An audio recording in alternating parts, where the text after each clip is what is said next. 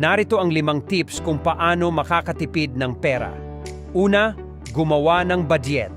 Subaybayan ang iyong kita at gastusin upang malaman kung saan ka maaaring makatipid.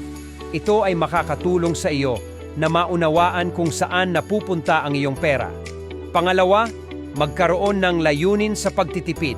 Magtakda ng maikli at pangmatagalang layunin sa pagtitipid. Ito ay magbibigay sa iyo ng motibasyon upang mag-ipon ng mas marami. Pangatlo, iwasan ang hindi kailangang gastusin. Bawasan ang paggastos sa mga bagay na hindi mahalaga tulad ng pagkain sa labas, aliwan at pamimili. Hanapin ang mga libre o murang alternatibo. Pang-apat, magluto sa bahay. Maghanda ng pagkain sa bahay imbes na kumain sa labas. Ang pagpaplano ng pagkain at pagluluto ng maramihan ay makakatipid ng oras at pera. Pang-5, gumamit ng pampublikong transportasyon.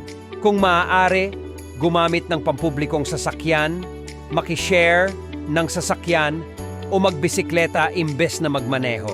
Makakatipid ito sa gasolina, maintenance at parking fees.